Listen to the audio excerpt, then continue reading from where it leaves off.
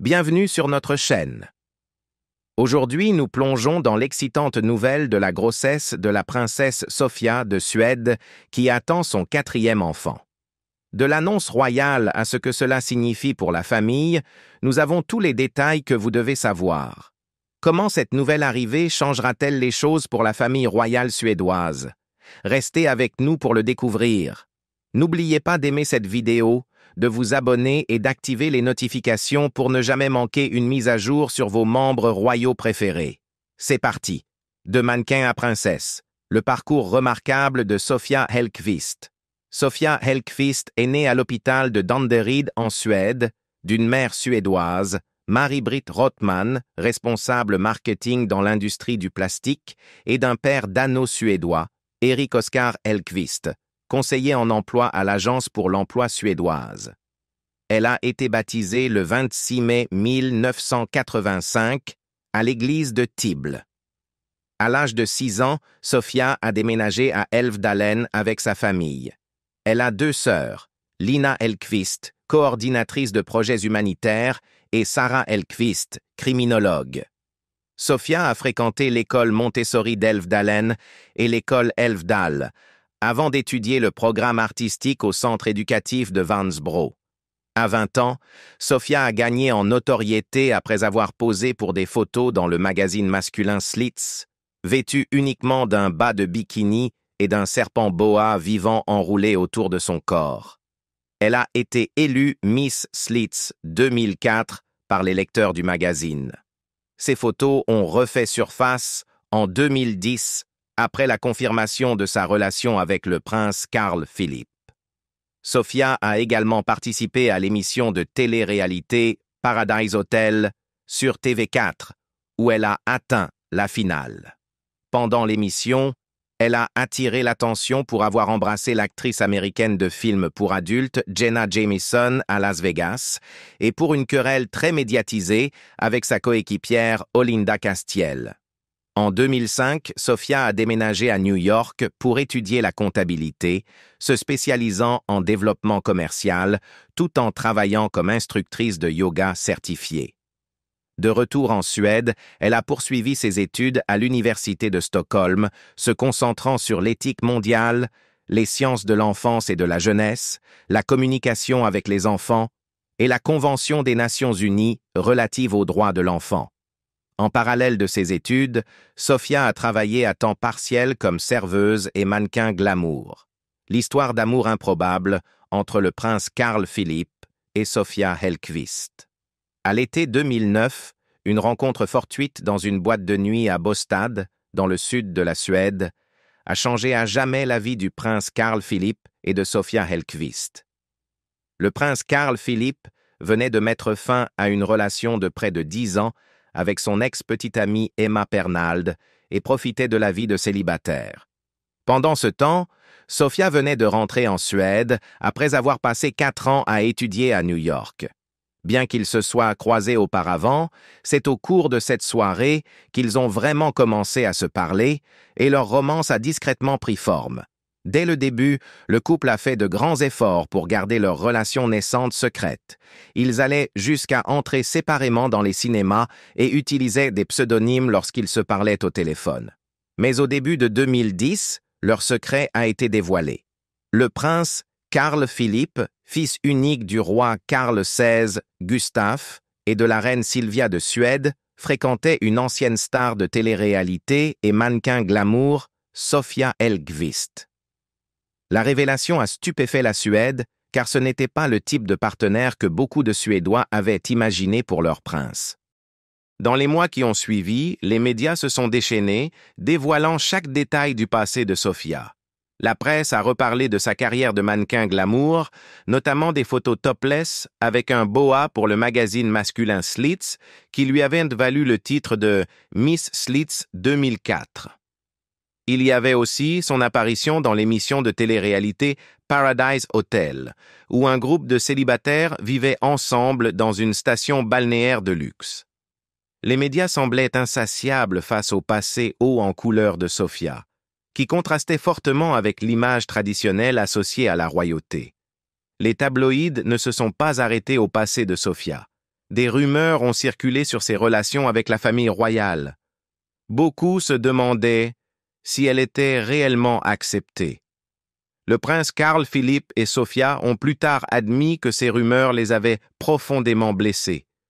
Dans un rare commentaire public, Sophia a révélé qu'elle avait été chaleureusement accueillie par la famille royale dès le début, malgré ce que la presse pouvait laisser entendre.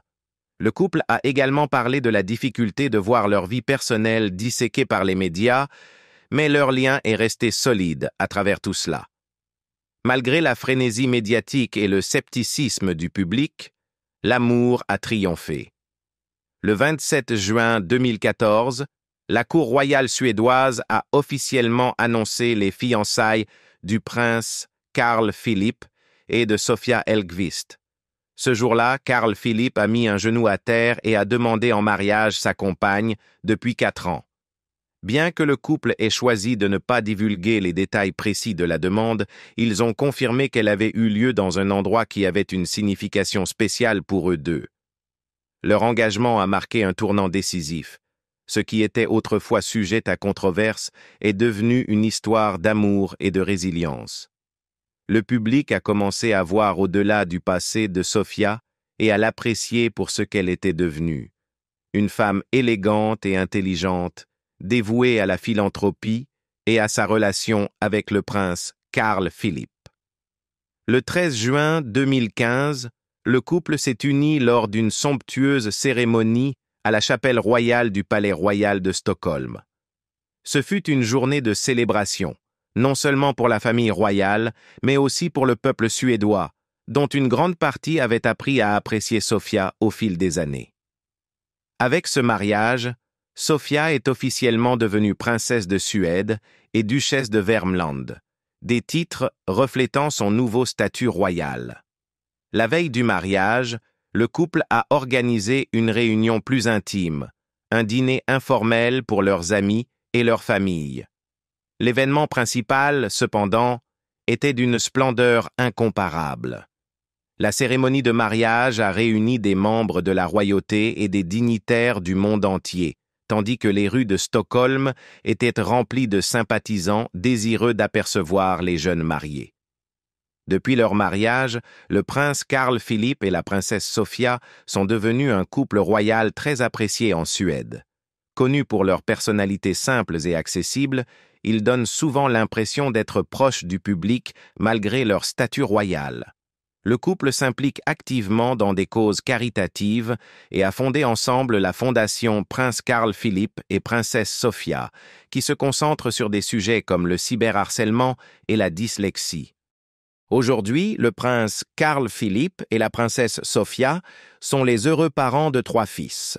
Le prince Alexander, né en 2016, le prince Gabriel, né en 2018-2017, et le prince Julian, né en 2021. Leur vie de famille est une source de joie pour le couple, qui a exprimé combien ils chérissent leur rôle de parents. Bien qu'ils soient dévoués à leurs devoirs royaux, Carl Philippe et Sofia privilégient également des moments de qualité avec leurs enfants, leur offrant une éducation aussi normale que possible. Accepter le changement et agrandir leur famille. Le prince Carl Philippe et la princesse Sofia de Suède ont récemment fait sensation avec une annonce joyeuse. Ils attendent leur 4e enfant. Cette nouvelle arrive alors que le couple royal continue d'équilibrer sa vie de famille grandissante avec ses devoirs royaux. Le 4 septembre 2024, 2 jours seulement après l'annonce de la grossesse, le prince Carl Philippe, 45 ans, et la princesse Sofia, 39 ans, ont fait leur première apparition publique lors d'une visite de 2 jours dans le Värmland, en Suède. Cette visite était une occasion importante pour Carl Philippe, qui entretient un lien particulier avec le Värmland. Le duché lui a été attribué à sa naissance par son père, le roi Carl XVI Gustaf, et tout au long de sa vie, Carl Philippe a cultivé une relation étroite avec cette région. Ce lien se reflète à la fois dans ses visites personnelles et publiques au Värmland, et le voyage actuel du couple royal dans le comté renforce leur engagement envers les communautés locales. Leur première étape a été une visite d'une usine Volvo à Arvika, où le couple a échangé des sourires avec les travailleurs et s'est informé sur les dernières innovations en matière de production durable. Le thème de la visite royale, résilience et changement durable, s'alignait parfaitement avec les passions du couple pour les causes liées à la durabilité et au bien-être social. Pendant leur séjour de 2 jours, ils devaient visiter plusieurs endroits, notamment les villes d'Eda et Karlstad, où ils prévoyaient de s'impliquer dans diverses initiatives soutenant le développement local et la conscience environnementale. Le 2 septembre, la Cour royale suédoise a officiellement annoncé la grossesse de Sofia en déclarant « Leurs Altesses royales, le prince Carl Philippe et la princesse Sofia, ont la joie d'annoncer que la princesse attend leur 4e enfant. La princesse Sofia se porte bien et l'accouchement est prévu pour février 2025. Aucun changement dans le programme public de la princesse Sofia n'est prévu pour cet automne. » Alors que le prince Carl Philippe et la princesse Sofia se préparent à accueillir leur nouveau-né, il convient de noter que leur 4e enfant naîtra sans le titre d'Altesse royale, SAR. Ce changement découle d'une décision majeure prise par la monarchie suédoise en 2019 qui a redéfini les rôles et les attentes des petits-enfants royaux. L'annonce du palais déclarait que les enfants du prince Carl Philippe et de Sofia, ainsi que ceux de la princesse Madeleine et de son époux Christopher O'Neill, ne porteraient plus les titres Sar. Le changement a d'abord touché les 2 aînés de Carl Philippe et Sofia, le prince Alexander et le prince Gabriel, avant la naissance de leur plus jeune fils, le prince Julian, en 2021. Cette décision signifiait que, bien que les enfants conserveraient leur titre princier et leur duché, leur vie serait exempte des obligations formelles associées à la famille royale officielle. Cette décision s'étend également aux futurs conjoints et enfants qui ne recevront pas automatiquement de titres royaux. Bien que ce changement ait marqué une rupture avec les normes royales traditionnelles, il a été accueilli avec compréhension et soutien par Carl Philippe et Sofia. Dans une déclaration publique sur Instagram à l'époque, le couple a exprimé son accord avec la décision du roi. Aujourd'hui, le roi a annoncé la décision que nos enfants ne porteront plus le titre d'Altesse royale. Nous voyons cela comme positif, car Alexander et Gabriel auront plus de liberté dans leur choix de vie, ont-ils écrit. Ils ont également souligné leur fierté pour les duchés de leurs fils, Södermanland et Dalarna, mettant en avant leur engagement continu envers ces régions, qui ont une signification particulière pour leur famille. Réaction publique et opinion des experts royaux. L'annonce de la 4e grossesse de la princesse Sofia a suscité un large enthousiasme en Suède, mais elle a également provoqué de nombreuses discussions parmi les experts royaux et le public. Dès que la Cour royale suédoise a confirmé la nouvelle le 2 septembre 2024, les plateformes de médias sociaux et les médias traditionnels se sont enflammés de réactions à l'agrandissement de la famille du couple. Le public suédois a depuis longtemps une grande affection pour le prince Carl Philippe et la princesse Sofia, et la décision du couple d'élargir leur famille a été généralement bien accueillie. Pour beaucoup, cette annonce symbolisait la solidité de leur unité familiale et leur engagement envers une vie de famille équilibrée. En Suède, où la famille royale jouit d'une grande popularité, la nouvelle a généré chaleur et excitation. De nombreux observateurs royaux ont exprimé leurs félicitations sur les réseaux sociaux, avec des commentaires louant l'approche parentale et la vie royale du couple. Plusieurs journaux suédois, comme Expressen et Aftonbladet, ont largement couvert l'annonce. Ces médias ont mis en avant les réactions positives du public, notant que l'image orientée vers la famille de Carl Philippe et Sofia continue de séduire les Suédois. Le choix de maintenir l'emploi du temps public de la princesse Sofia inchangé pendant sa grossesse a également été salué comme un signe de son dévouement à ses devoirs royaux. Les commentateurs et experts royaux ont également souligné l'importance de cette 4e grossesse, y voyant un reflet de l'évolution des monarchies européennes modernes. l'historien et expert royal Roger Lundgren a expliqué que Carl Philippe et Sofia incarnent une nouvelle génération de royaux qui équilibrent tradition et liberté personnelle. Dans une interview avec Svenska Dagbladet, il a déclaré « Ce couple incarne véritablement les valeurs modernes de la famille royale suédoise. Ils sont engagés dans leurs devoirs royaux, mais ils accordent aussi une grande importance à leur vie personnelle et familiale. » Lundgren a également noté que leur approche éducative, libérant leurs enfants des pressions des devoirs royaux formels, témoigne de leur vision avant-gardiste. Depuis la décision de 2019 de supprimer les titres d'Altesse royale pour leurs enfants, Carl Philippe et Sofia ont parlé ouvertement de leur désir de donner à leurs fils la liberté de choisir leur propre chemin. Cela leur a permis de créer une vie familiale moins liée par les traditions, tout en maintenant une forte connexion à leur héritage royal. Une autre experte royale, Karin Lenmore, a partagé des sentiments similaires lors d'une interview avec Dagens Nyheter. Elle a remarqué « L'annonce de ce 4e enfant renforce l'image de Carl Philippe et Sofia en tant que famille qui combine modernité et monarchie.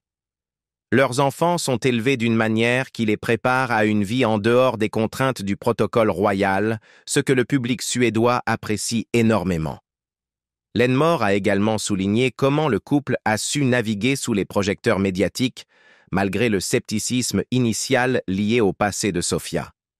Sofia est passée d'une figure controversée à l'un des membres les plus respectés de la famille royale. Son dévouement aux œuvres caritatives et son rôle de mère lui ont valu une admiration généralisée, a-t-elle expliqué. Les projecteurs médiatiques sur Sofia. Avant de devenir la princesse Sofia de Suède, la vie de Sofia Hellqvist n'avait rien de conventionnel pour une future épouse royale. Née et élevée en Suède, Sofia a eu une éducation relativement modeste comparée à d'autres figures royales. Elle a attiré l'attention du public au début des années 2000 lorsqu'elle a poursuivi une carrière dans le mannequinat. Son moment le plus controversé est survenu en 2004 lorsqu'elle a posé topless pour le magazine masculin suédois Slits, une image où elle portait un boa constrictor autour du cou. Ce photoshoot, où elle a été nommée Miss Slits 2004, a ensuite refait surface et déclenché une frénésie médiatique lorsque sa relation avec le prince Carl Philippe est devenue publique. Après sa carrière de mannequin, Sofia a participé en 2005 à l'émission de télé-réalité Paradise Hotel, où des jeunes célibataires vivaient ensemble dans un complexe de luxe. Cela a alimenté le récit des tabloïds lorsque sa relation avec le prince Carl Philippe a été révélée en 2010. La presse suédoise s'est empressée d'examiner son passé, souvent en la qualifiant de choix inapproprié pour la royauté en raison de son parcours non conventionnel. Les tabloïds ont publié une multitude d'articles au titre peu flatteur, critiquant son passé de mannequin glamour et de star de télé-réalité. Certains médias sont même allés jusqu'à se demander si la famille royale suédoise accepterait jamais quelqu'un avec un passé aussi controversé. Ces portraits négatifs dans les médias ont été difficiles à gérer pour Sofia. Elle a plus tard révélé dans des interviews que les attaques des tabloïds figuraient parmi les aspects les plus éprouvants de sa transition vers la vie royale. Dans une interview sincère accordée à TV4 en 2018, Sofia est revenue sur cette période difficile, déclarant « Les premières années avec Carl Philippe ont été difficiles pour moi. Les gens écrivaient beaucoup de choses et c'était dur. Cela m'a affecté. » Malgré l'attention médiatique acerbe, Sofia a fait preuve d'une résilience remarquable. Plutôt que de fuir son passé, elle l'a affronté directement, reconnaissant que ses expériences, bien que non conventionnelles, ont contribué à façonner la personne qu'elle est aujourd'hui. Dans une interview avec SVT en 2015, Sofia a expliqué « Je ne regrette rien. Toutes ces expériences ont fait de moi la personne que je suis. J'en ai beaucoup appris. » Plus important encore, la transformation de Sofia en une figure royale moderne est allée bien au-delà de sa gestion de la presse. Elle s'est concentrée sur la redéfinition de son image publique en s'impliquant dans diverses initiatives caritatives.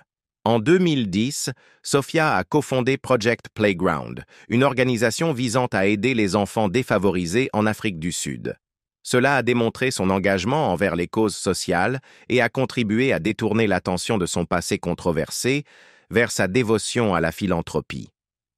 En assumant davantage de responsabilités royales, en particulier après son mariage avec Carl Philipp en 2015, Sofia est devenue une figure de plus en plus influente dans les cercles royaux suédois. Son travail philanthropique s'est élargi à des domaines tels que la santé mentale, le cyberharcèlement et le bien-être des enfants. Les efforts de Sofia lui ont valu le respect du public. Et avec le temps, la représentation médiatique à son égard est devenue plus favorable. L'une des initiatives les plus remarquables de Sofia a été son implication dans la lutte contre le harcèlement en ligne, un problème auquel elle s'est personnellement identifiée en raison du traitement sévère qu'elle avait reçu dans les médias. En 2018, elle a lancé la Prinsparé Stiftelse aux côtés de Carl Philipp, une fondation visant à prévenir le harcèlement et à promouvoir l'inclusion numérique.